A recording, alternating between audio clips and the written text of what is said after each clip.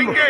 SC/ST का वर्गीकरण नहीं चलेगा, नहीं चलेगा, नहीं चलेगा, SC/ST का वर्गीकरण नहीं चलेगा, नहीं चलेगा, नहीं चलेगा। डॉक्टर बाबासाहेब आंबेडकरांचा विजय असो, डॉक्टर बाबासाहेब आंबेडकरांचा विजय असो, डॉक्टर बाबासाहेब आंबेडकरांचा विजय असो।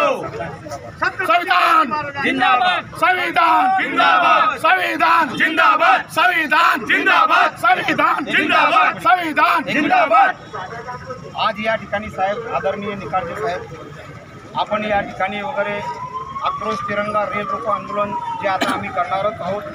कोणत्याही परिस्थितीमध्ये तुम्ही RPF, GRP, police force, military लावा, परंतु रेल रोको आंदोलन करण्यासाठी आम्ही जाणार आहोत। आमदार संजय सावकारे यांनी या ठिकाणी भुसावळ शहरामध्ये गणरायाचं आगमन होणार आहे। मागच्या वर्षी या ठिकाणी खड्ड्यामध्ये गणरायाचं आगमन झालेलं आहे।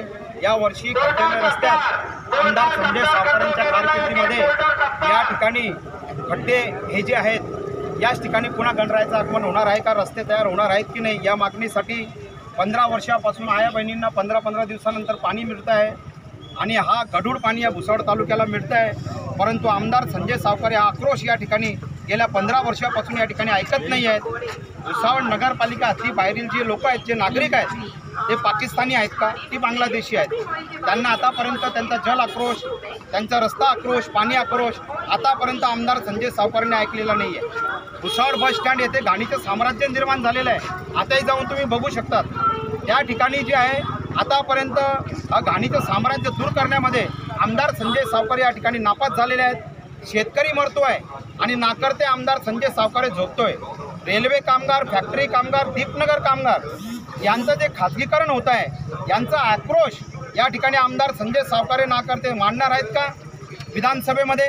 बांगलादेशमध्ये हिंदूंच्या अत्याचार प्रकरणी या ठिकाणी आमदार संजय सावकारे राजीनामा देणार आहेत का?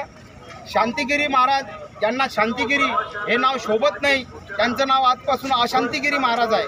कारण हिंदू मुस्लिमांमध्ये आणि पवित्र इस्लाम धर्मीयांच्या विरुद्ध व नबी साहेबांच्या विरुद्ध या ठिकाणी त्यांच्या अल्लाच्या विरुद्ध मुस्लिम समाजांमध्ये जे मोठ्या प्रमाणामध्ये शांतिगिरी महाराजांच्या विरुद्ध गुन्हे दाखल झालेले आहे, तेव्हा मुस्लिम समाजाची मागणी आहे की या ठिकाणी शांतिगिरी महाराजला तात्काळ अटक झाली पाहिजे।